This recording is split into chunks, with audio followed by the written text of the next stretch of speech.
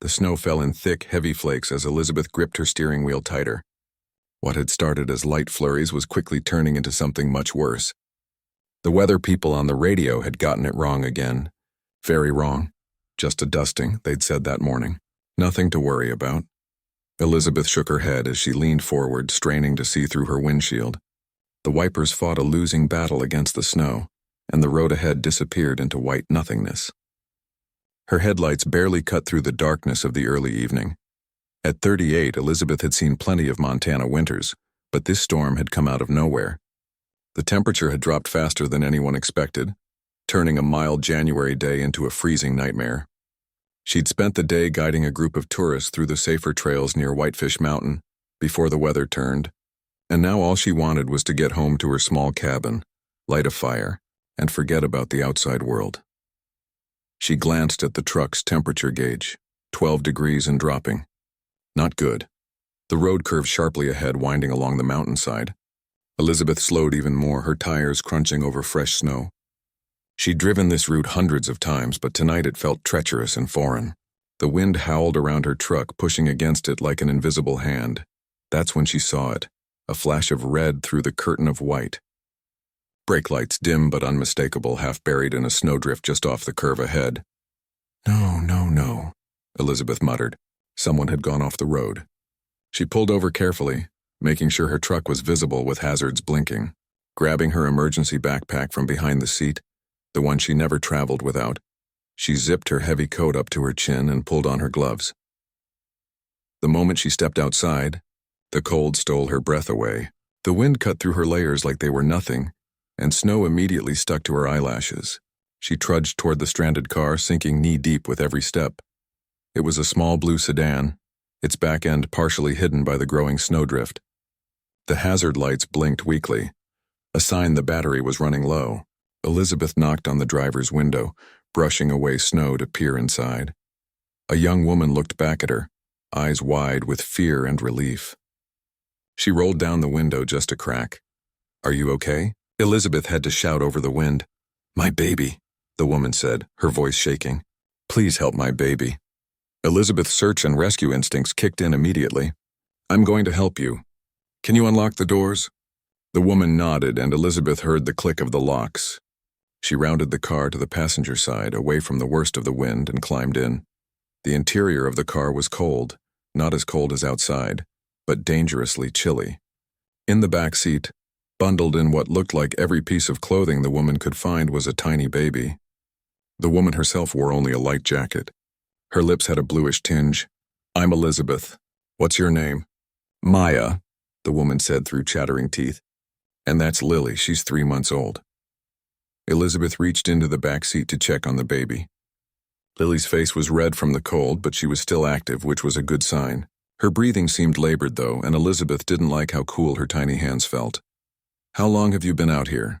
Elizabeth asked, already digging in her backpack for the emergency blanket she carried. 4 hours, maybe 5? Maya's voice cracked. "The car just slid off the road. I tried to get back on, but the wheels just spin. I had half a tank of gas when it happened, but I've been running the engine on and off to keep us warm. It's nearly empty now." Elizabeth nodded, handing Maya one of the thermal blankets. "Wrap yourself in this. It reflects body heat." She took another blanket and crawled into the back seat to better wrap the baby. "What brought you out in this weather?" Maya hesitated, pulling the blanket tight around her shoulders. "I'm going to my parents' place in Kalispell. I had to leave. Today." Something in Maya's voice told Elizabeth there was more to the story, but now wasn't the time to push. The young mother's left cheek showed the fading yellow of an old bruise partially hidden under makeup. "Cell service?" Elizabeth asked, though she already knew the answer. This stretch of road was notorious for dead zones even in good weather. Maya shook her head. "Nothing." Elizabeth checked her own phone to confirm.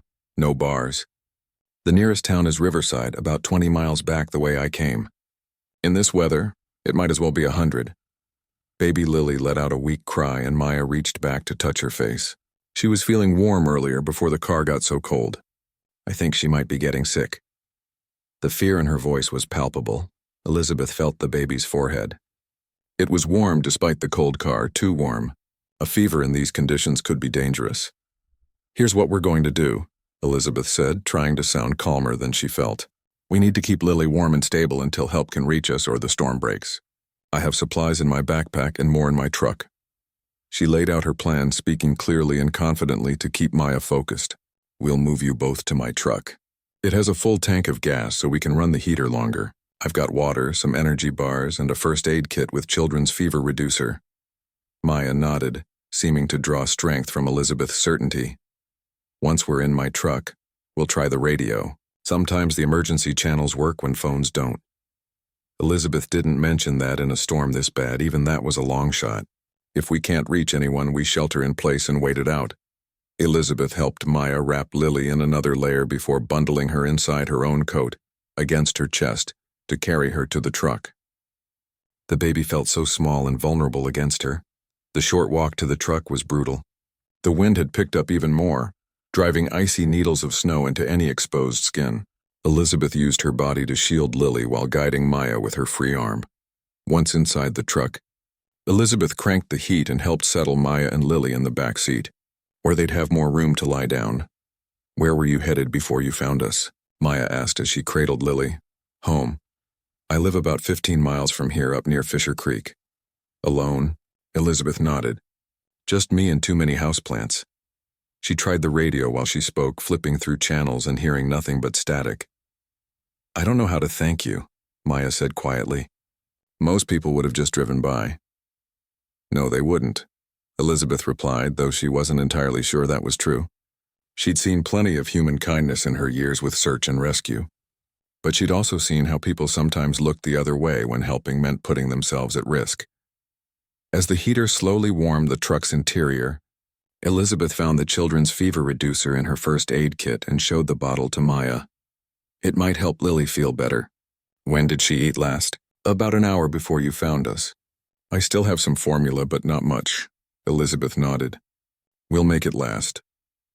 While Maya tended to Lily, Elizabeth took stock of their situation. The storm showed no signs of letting up.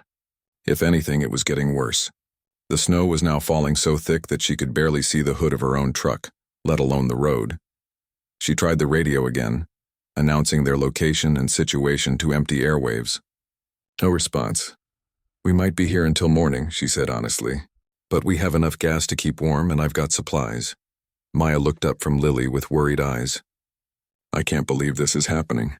I just wanted to get her somewhere safe. Her voice broke on the last word. Hey, Elizabeth said gently. You are somewhere safe now. Both of you. For the next hour, they focused on keeping Lily comfortable. The medicine seemed to help and the baby drifted into sleep. Maya told Elizabeth a little more about herself. She'd been working as a waitress in Bozeman, saving up for nursing school when she got pregnant with Lily. The baby's father had seemed kind at first. Things changed after Lily came, Maya said, her voice barely audible over the howling wind outside. He got angry, controlling, said I was spending too much time with her. Not enough with him, Elizabeth listened, recognizing the familiar pattern of abuse from cases she'd encountered during her rescue work. Today was bad, Maya continued. He threw a plate against the wall right near Lily's carrier. That's when I knew we had to leave right then. I packed what I could grab while he was in the shower and just drove. You did the right thing, Elizabeth said firmly, both for Lily and yourself. Maya nodded but didn't look convinced.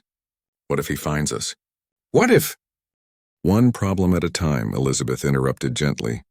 Right now, let's focus on getting through tonight. Tomorrow will bring its own answers. The truck's cab fell silent except for the soft sound of Lily's breathing and the constant drum of snow on the roof. Outside, the world had disappeared into a swirling white void. They were alone on this mountain road, two strangers and a baby, connected by chance and storm. Elizabeth watched as Maya finally dozed off, still holding Lily protectively. Something about their vulnerability stirred a long dormant feeling in Elizabeth's chest, a fierce protectiveness she hadn't experienced since leaving search and rescue 5 years ago. She'd walked away from that life after a rescue gone wrong, a decision that had cost her marriage and left her seeking solitude in the mountains. Now, looking at Maya and Lily, Elizabeth wondered if perhaps the mountains had brought her exactly where she needed to be tonight.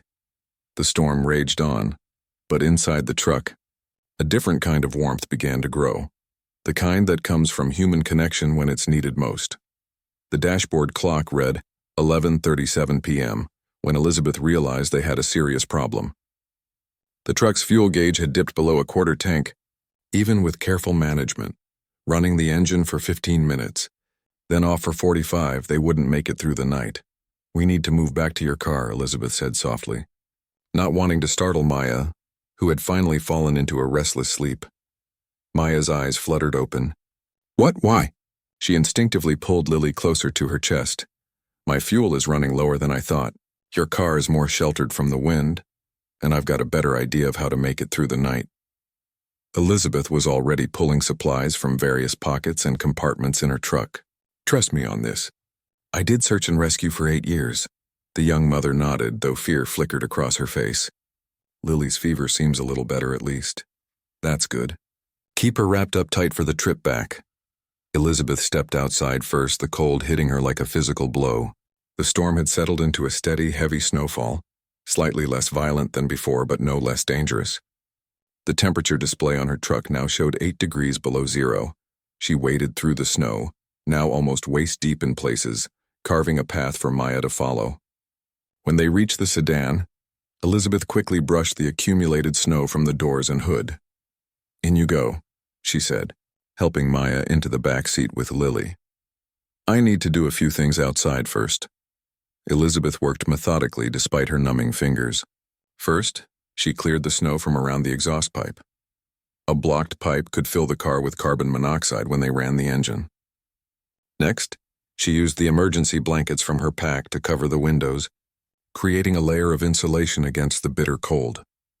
Finally, she retrieved her small camp shovel from her truck and dug out space around the car to reduce snow buildup.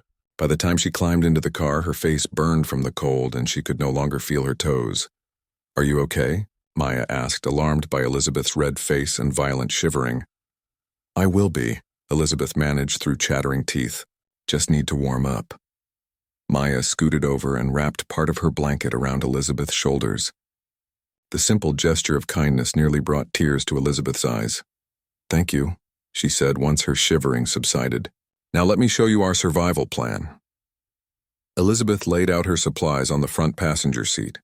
A small camping stove with fuel, hand warmers, energy bars, a thermos of coffee, now lukewarm, a gallon of water, matches, candles, and a compact first aid kit. From Maya's car, they had half a bottle of formula, a few diapers, and a nearly empty gas tank. "We'll run the engine for 5 minutes every hour, just enough to take the edge off the cold but conserve the gas. Between those times we'll use these." She held up the candles. "A single candle can raise the temperature in a car by several degrees. Not toasty, but enough to keep frostbite at bay." She set up a makeshift candle holder using an empty travel mug, carefully lighting the thick emergency candle. "What if we run out of gas completely?" Maya asked, her voice small.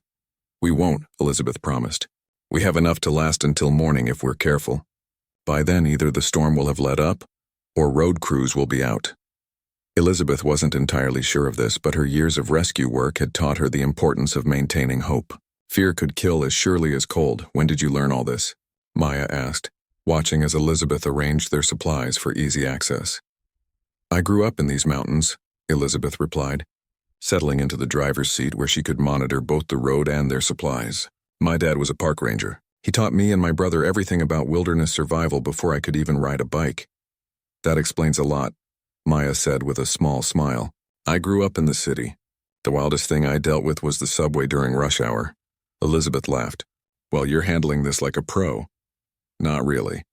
I'm terrified, but—" Maya looked down at Lily, who slept peacefully despite everything. "I don't have the luxury of falling apart right now." The simple honesty in her voice struck Elizabeth. She recognized the fierce determination in Maya's eyes, the look of someone who would do anything to protect what they loved. "How did you end up in Montana?" Elizabeth asked, partly out of curiosity and partly to keep them both alert and distracted from the cold that was slowly seeping back into the car. Maya adjusted Lily's blanket before answering. "I came for college 4 years ago. Full scholarship to study biology. I wanted to be a nurse." Her expression darkened. "Then I met Rick during sophomore year. He was charming, attentive. By junior year, I had moved in with him and started missing classes. By senior year, I had dropped out altogether. She fell silent and Elizabeth didn't push. She'd heard similar stories before. He didn't start hitting me until after I got pregnant. Maya continued quietly. By then, I had no money, no degree, no friends left. My parents, well, they weren't thrilled about me dropping out. We haven't spoken much since. And now you're going to them? Elizabeth asked gently. Maya nodded. They don't know about Rick, about what he's like. But they've been sending cards since Lily was born. Pictures of her room at their house. Her voice caught. I think they've been waiting for me to come home. Elizabeth checked her watch. Time to start the engine for a few minutes. She turned the key and the car hummed to life. Precious heat began to trickle from the vents. What about you? Maya asked as they savored the brief warmth. You said you did search and rescue? Past tense? Elizabeth focused on adjusting the heater vents before answering. I left it 5 years ago. After a difficult rescue. What happened? The question hung in the air as Elizabeth debated how much to share. She rarely talked about that day, even with people she knew well. But something about this night, about the honest way Maya had shared her own struggles, made Elizabeth want to break her silence. It was a family of 4, she said finally. Their car went off a bridge during spring flooding. I was the first diver in the water. She paused, remembering the murky, violent current. I got to the car, but it was already submerged. The parents were unconscious. There were 2 kids in the back. Maya watched her intently, cradling Lily closer. I could only bring up one person at a time. Protocol said to save the conscious victims first, which was the children. I got the little boy out first. When I went back for his sister, Elizabeth's voice faltered. The current had shifted the car. I couldn't find the door. By the time backup arrived and we got to them, the parents and the little girl were gone. That's horrible, Maya whispered. But you saved the boy. That counts for something. It does. But the boy had no other family. He went into the foster system. Sometimes I wonder if I made the right choice. Maybe I should have tried the parents first, given him a chance to stay with family. You followed your training, Maya said firmly. And that boy is alive because of you. Elizabeth gave a small smile. That's what my husband used to say. But I couldn't let it go. Started second-guessing every decision on rescues. Eventually, they moved me to desk duty. My marriage fell apart soon after. I'm sorry, Maya said. Elizabeth shrugged. It's been 5 years. I've made peace with most of it. She turned off the engine, the brief warmth already fading. I guide wilderness tours now. Teach people how to appreciate the mountains without dying on them. Seems like those skills came in handy tonight, Maya said with a weak smile. Around 2 a.m., Lily woke crying. Her fever had returned, worse than before. She's burning up, Maya said, panic edging into her voice. Elizabeth quickly checked the baby's temperature with the back of her hand. Definitely too hot. She rummaged through her first aid kit for the children's fever reducer. When did you last give her medicine? She asked. About 4 hours ago. Is it safe to give her more? Elizabeth checked the dosing instructions. Yes, we can give her another dose. She carefully measured the liquid. Here. Maya struggled to get Lily to take the medicine, the baby turning her head away and crying louder. Elizabeth watched, feeling helpless as the young mother tried again and again. Let me try something, Elizabeth said finally. She took off her outer layer, leaving just her thermal shirt. Skin-to-skin contact sometimes helps with distressed babies. My sister-in-law used to do this with my nephew when he was sick. Maya hesitated only briefly before handing Lily to Elizabeth. Elizabeth cradled the feverish baby against her chest, speaking in soft, soothing tones. Gradually, Lily's cries quieted to whimpers. Now try, Elizabeth whispered. This time, Maya successfully got most of the medicine into Lily's mouth. The baby made a face but swallowed. Thank you, Maya said, relief washing over her face as Elizabeth handed Lily back. Where did you learn that trick? My brother has 3 kids. I used to help out a lot before. Elizabeth trailed off. Before I moved up here to be alone, Maya studied her face. Do you ever get lonely? The question caught Elizabeth off guard. Sometimes, she admitted, but I've gotten used to it. There's a peace and solitude that I needed after everything. Outside, the wind had died down slightly, but snow continued to fall heavily. The candle flickered between them, casting dancing shadows across their faces. For a moment, neither spoke, each lost in their own thoughts as Lily drifted back to sleep. I think we should try to rest, Elizabeth said finally. I'll keep watch and wake you when it's time to start the engine again. You need sleep too, Maya protested. I'll wake you in a couple of hours and we can trade, Elizabeth promised, though she had no intention of doing so. Years of rescue missions had taught her to function on minimal sleep. As Maya settled back with Lily tucked safely against her, Elizabeth stared out at the snow-covered world beyond their small shelter. Despite the danger they were still in, she felt strangely at peace. For the first time in years, she was exactly where she was needed, doing what she was trained to do, and somehow, that felt like coming home. The first hint of dawn came as a subtle lightening of the darkness, barely noticeable through the snow-covered windows. Elizabeth blinked hard, fighting the heaviness in her eyelids. She'd managed to keep watch all night, starting the car every hour for 5 precious minutes of heat, then relying on candles and shared body warmth during the long stretches between. Maya and Lily were still asleep in the back seat, huddled under every available layer. The baby's fever had broken around 4 a.m., a small victory that had brought tears of relief to both women's eyes. Elizabeth checked her watch. 6:47 a.m. The storm had finally stopped. Though the world outside remained buried under at least 2 feet of fresh snow, she rolled down her window just a crack, and the rush of cold air helped clear the fog from her mind. The sky was beginning to show patches of pale blue between scattered clouds. Maya, she called softly. Wake up, the storm's past. Maya stirred, her face creased with exhaustion. It's morning. The snow's stopped. Maya sat up carefully, mindful of Lily still sleeping against her chest. Does that mean we can get help now? Let's find out. Elizabeth tried her phone again. Still no service. She sighed and reached for the door handle. I'm going to try flagging down a passing vehicle or see if I can get to higher ground for phone service. Be careful, Maya said, worry etched on her face. Elizabeth stepped into a transformed landscape. The familiar road was now just a slight depression in an otherwise unbroken blanket of white. The silence was absolute, the kind that only comes after a heavy snowfall has muffled the world. She trudged toward the road, each step requiring significant effort. The plows would surely be out soon, clearing the main highways first, then working their way to secondary roads like this one. The question was how soon. After 20 minutes of walking up and down a stretch of road hoping to find cell service, Elizabeth heard it, the distant rumble of engines. She hurried back to the car. I think help is coming, she told Maya, who was feeding Lily the last of her formula. Sounds like plows or road crews. Sure enough, within minutes 2 large snowplows appeared around the bend, followed by a county sheriff's SUV. Elizabeth waved her arms frantically until they spotted her and pulled over. The sheriff, a stocky woman with graying hair beneath her hat, approached through the snow. You folks been out here all night? Elizabeth nodded. Since about 6 p.m. yesterday. The car slid off the road. We have a 3-month-old baby with us. The sheriff's expression grew serious. Let's get you all to the hospital in Riverside to be checked out. Hypothermia is nothing to mess with, especially for an infant. Everything moved quickly after that. The road crew helped dig out Elizabeth's truck, while the sheriff arranged for Maya's car to be towed.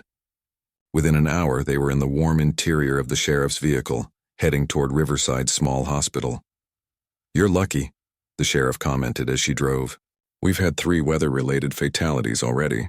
Tree fell on a house in Millbrook, and an elderly couple got stuck on Route 16. Elizabeth felt a chill that had nothing to do with the cold. They had been fortunate indeed. At the hospital, doctors immediately took Lily for examination, while nurses checked Maya and Elizabeth for frostbite and hypothermia. Apart from minor frostbite on 2 of Elizabeth's fingers and general exhaustion for both women, they had escaped serious harm. Your baby is going to be fine, the doctor told Maya as she cradled Lily close. She has a mild ear infection which explains the fever, but we've started her on antibiotics. You did everything right to keep her stable. Maya looked at Elizabeth with tears in her eyes. We did everything right, she corrected. After being cleared by the medical staff, they sat in the hospital waiting area, sipping hot coffee and waiting for Lily's prescription to be filled. The sheriff said my car's totaled, Maya said quietly. The frame bent when it slid off the road. Insurance should cover it, Elizabeth offered. Maya gave a bitter laugh. The car's in Rick's name. I doubt he'll be filing a claim for me after I took off with Lily. Elizabeth nodded slowly, understanding the implications. What's your next step? Maya faltered.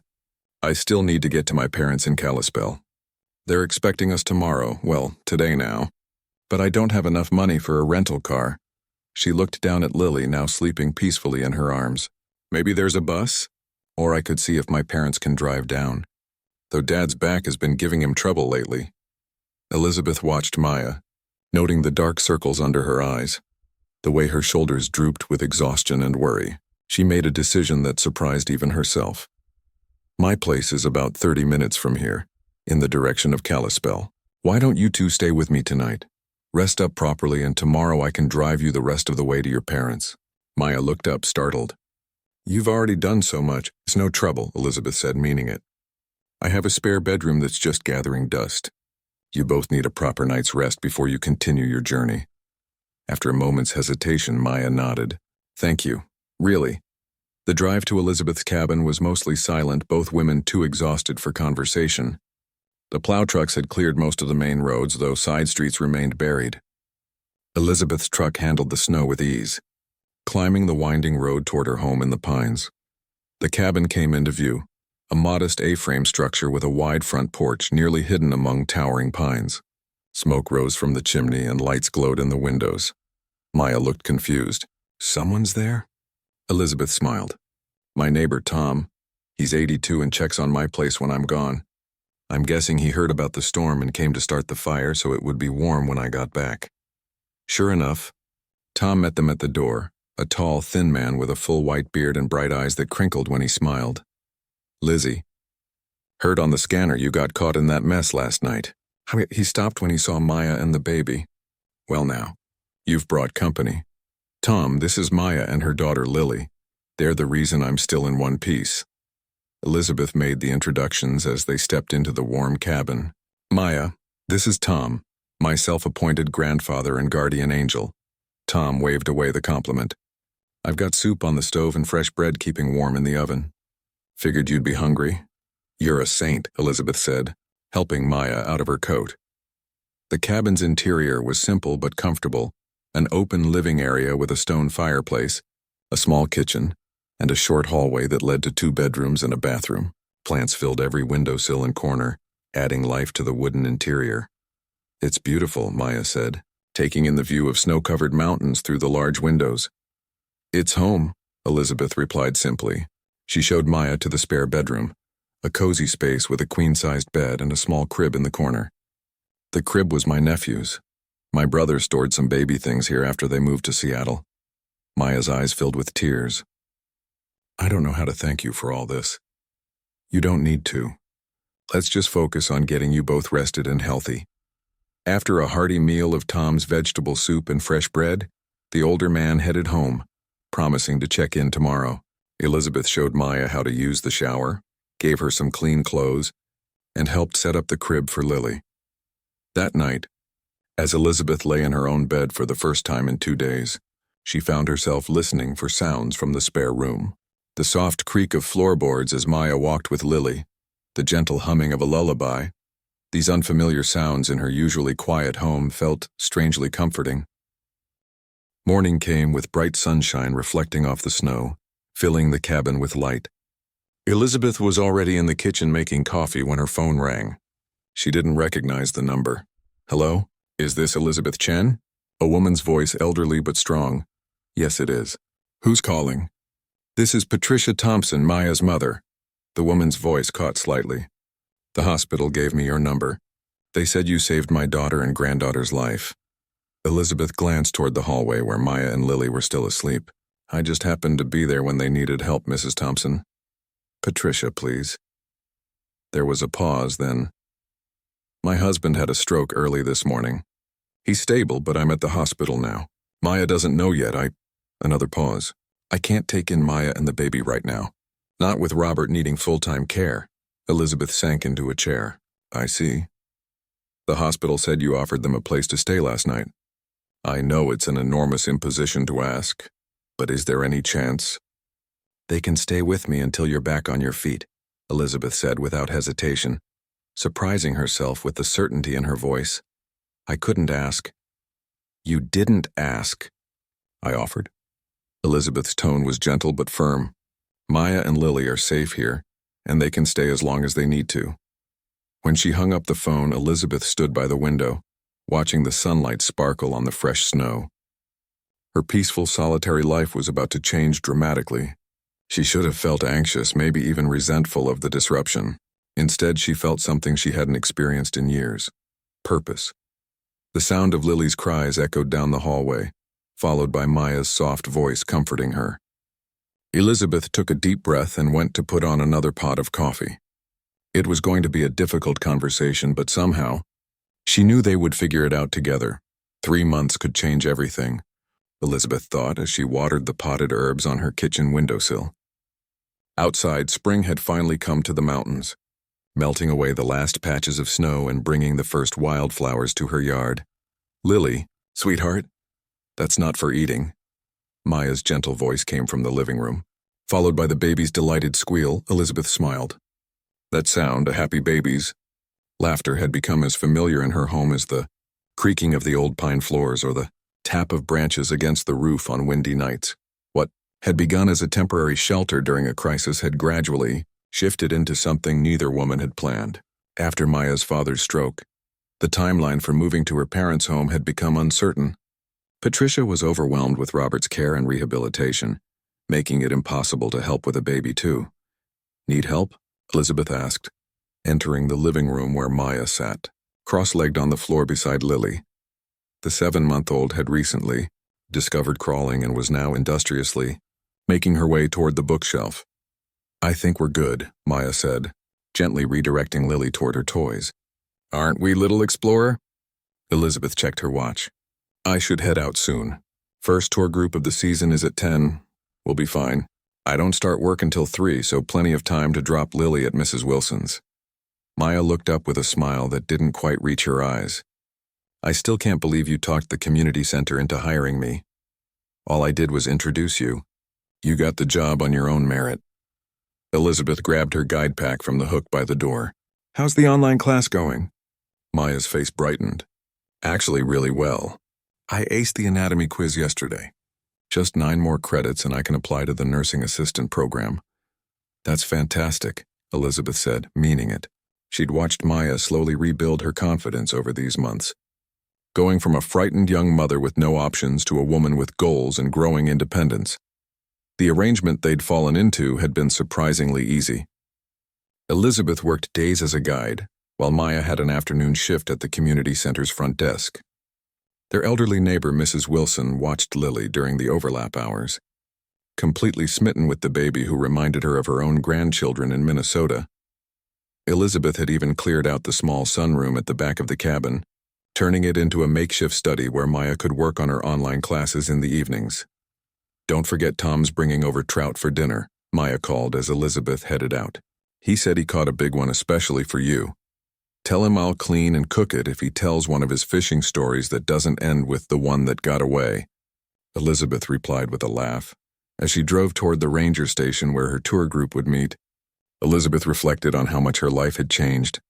For 5 years after leaving search and rescue, she'd kept people at arm's length, finding safety in solitude. Now her quiet cabin buzzed with life. Baby toys scattered across the floor, children's books on the coffee table, a high chair in the kitchen corner. The change had been so gradual she hardly noticed it happening, like snow melting day by day until suddenly the ground was visible again. The tour went smoothly, a group of seniors from Florida who marveled at the mountain views and wildflowers just beginning to bloom.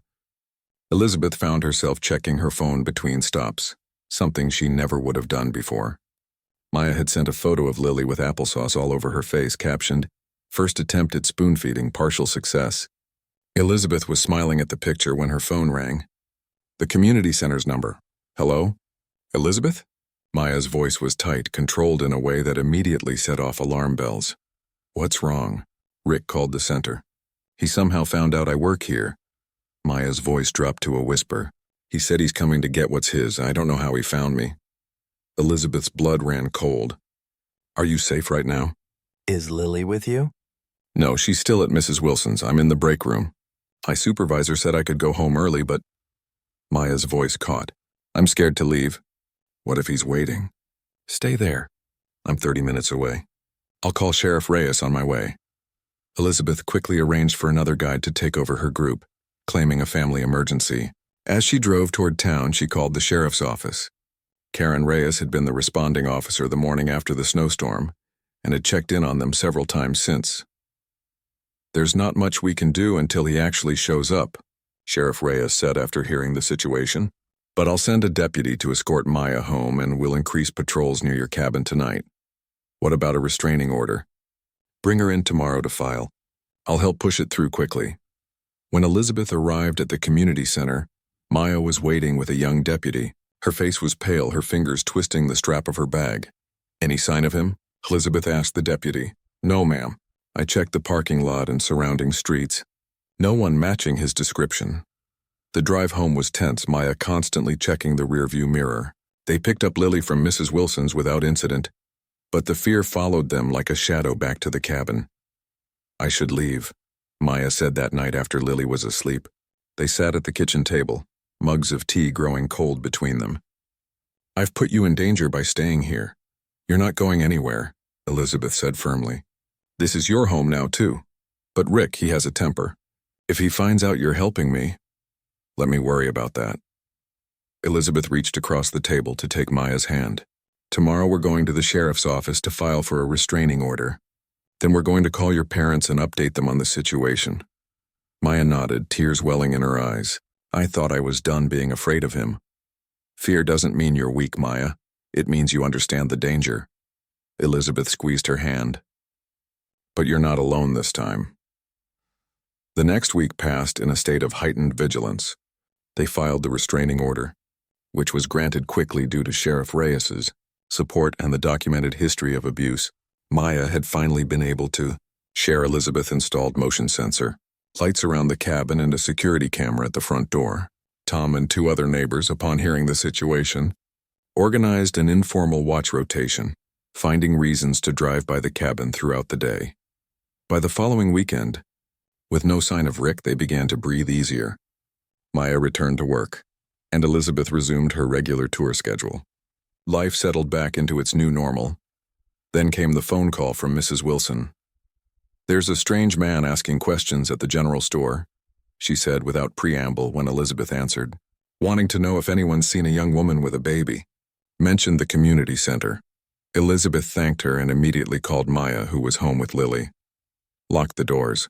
Don't answer for anyone but me or Tom. I'm coming home now." She was halfway back to the cabin when Maya called again, her voice shaking. "Someone's been here. The garden, it's destroyed, and there's something on the door." "What does it say?" Elizabeth asked, pressing her foot harder on the gas pedal. "I know you're in there." "In red paint." "Elizabeth, I'm scared. Is Lily with you?" "Yes, I have her in the bathroom." "The door's locked." "Good, stay there. I'm 5 minutes away." Elizabeth arrived to find her vegetable garden uprooted and trampled. The wooden sign she'd carved for it, Elizabeth's Eden, snapped in half. The message on the door was still wet, red paint dripping like blood. "Sheriff Reyes." Rived minutes later, followed by two deputies who began searching the surrounding woods. There was no sign of Rick, but they found his truck parked a quarter-mile down the road. "He's violating the restraining order just by being here," Reyes said. "When we find him, he's going to jail. In the meantime, I think you both should stay somewhere else tonight." That night, in a motel room in town with Maya and Lily sleeping fitfully in one bed, Elizabeth lay awake staring at the ceiling. For the first time in years, she felt the old fear from her rescue days, the heavy knowledge that others' safety rested in her hands, that her decisions could change lives forever. But mixed with the fear was something stronger: determination. In the month since the snowstorm, these two people had become her family.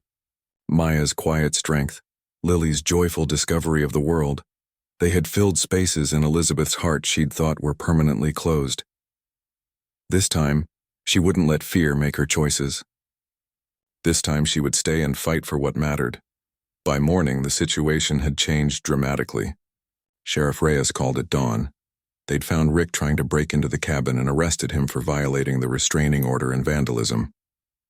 With his prior record and the evidence of harassment, he would likely face jail time. "It's over," Elizabeth told Maya. watching relief wash over the younger woman's face as she held Lily close. "What happens now?" Maya asked quietly. Elizabeth looked at them both, this makeshift family that had come together through crisis and stayed through choice. "Now," she said, "we go home and rebuild." The wooden bench creaked slightly as Elizabeth sat down, wrapping her hands around her coffee mug to ward off the early morning chill. From her porch she could see the first golden rays of sunrise touching the mountains, painting them in warm light. 2 years had passed since the night of the snowstorm, yet sometimes it seemed like just yesterday. "There you are," Maya said, stepping outside with her own steaming mug. "Lily's still sleeping. That playground yesterday wore her out." Elizabeth smiled. 2-year-olds have 2 speeds, full throttle and completely stopped. Maya laughed, settling beside her on the bench. At 26, she looked years older than the frightened young woman Elizabeth had found in a snowdrift. Confidence had replaced fear in her eyes, and determination had straightened her once hunched shoulders. "Big day today," Elizabeth said after a comfortable silence. Maya nodded, her expression turning serious. "Do you think we're doing the right thing? Getting you a full nursing scholarship in Colorado?" "Absolutely, not just that. Everything else. Selling the cabin, moving the nonprofit, uprooting our whole lives." Maya gestured at the peaceful mountain scene before them. "This has been our safe haven." Elizabeth considered this, watching an eagle soar over the distant pines. The cabin had indeed been their sanctuary. After Rick's arrest and subsequent 3-year jail sentence for violating the restraining order and previous assault charges, they had slowly rebuilt their life here. The garden had been replanted, more beautiful than before. The door had been repainted. New memories had covered old fears. "Sometimes safety isn't about staying in one place," Elizabeth said finally. "It's about knowing you have what you need to face whatever comes wherever you are." "When did you get so wise?" Maya bumped Elizabeth's shoulder with her own. "Must be all those gray hairs Lily gave me when she decided to climb the bookshelf last month." They laughed together, the sound carrying across the yard where wildflowers nodded in the gentle breeze. Behind them, the cabin door opened again and tiny footsteps padded across the porch. "Mama! Lizzie!" Lily appeared in her favorite pajamas covered in dinosaurs, curly hair wild from sleep. "Breakfast time." "Is it now?" Elizabeth scooped her up, tickling her until she squealed with laughter. "And who decided that, Miss Lily?" "My tummy did," the little girl declared, patting her stomach solemnly. "Well, we can't argue with that expert opinion," Maya said, getting to her feet. "Pancakes or waffles?" "Both," Lily announced with the supreme confidence of a 2-year-old. "Compromise waffle pancakes," Elizabeth suggested, carrying Lily inside. "We'll make regular batter but cook it in the waffle iron." "You spoil her," Maya said, though her smile took any sting from the words. "That's what I'm here for. You handle the rules and responsibility. I provide the creative loopholes." The kitchen was warm and bright as they moved around each other with the easy familiarity of people who had shared a space for years. Elizabeth measured flour while Maya cracked eggs, and Lily helped by stirring the batter with more enthusiasm than skill. Later, as they cleared the breakfast dishes, Elizabeth's phone rang. She recognized her lawyer's number. "Good news," she said after a brief conversation. "The paperwork came through. We can sign everything at the courthouse tomorrow before we leave." Maya's eyes filled with tears. "Really, no more delays?" "Really?" Elizabeth smiled, her own eyes suspiciously damp. "Starting tomorrow, I'll officially be Lily's legal guardian alongside you.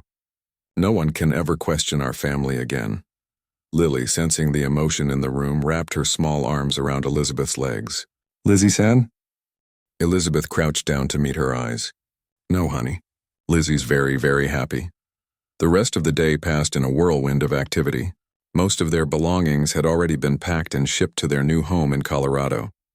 Only essentials and a few treasured items remained for their final night in the cabin. Tom and Mrs. Wilson came for dinner, along with Sheriff Reyes and a few other neighbors who had become friends over the years. It was a bittersweet gathering, filled with good food, memories, and promises to stay in touch. "I still can't believe you're leaving us to expand that nonprofit of yours," Tom grumbled, though his proud smile betrayed his true feelings. "Safe Harbor needs to grow," Elizabeth explained.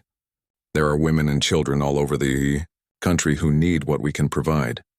The nonprofit had begun as a simple idea 18 months earlier, using Elizabeth's wilderness skills and connections to create a support network for women fleeing domestic violence. It had started with just one cabin deeper in the woods, donated by a retired ranger Elizabeth knew. Now Safe Harbor operated 5 secure properties and had helped dozens of families transition to new, safer lives.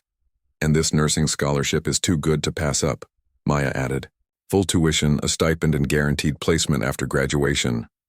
Plus, Sheriff Reyes said with a knowing smile, the new Safe Harbor office just happens to be 10 minutes from the nursing school. Quite a coincidence, Elizabeth shrugged, not bothering to deny it. When Maya had received the scholarship offer, Elizabeth had immediately begun researching how to relocate Safe Harbor's headquarters. The decision to move had been instant and instinctual. Where Maya and Lily went, she would follow. Their bond had grown too deep for any other option. After their guests left, the 3 of them stood in the nearly empty living room, the space echoing strangely without its familiar furniture. Remember the first night we stayed here? Maya asked softly. After the hospital? Elizabeth nodded. You were so nervous about imposing. I was terrified of having people in my space again. And now look at us. Maya gestured around them. We're sad to leave. The cabin served its purpose, Elizabeth said, wrapping an arm around Maya's shoulders while Lily played with her stuffed bear on the floor. It sheltered us while we healed. Now it's time for someone else to find peace here.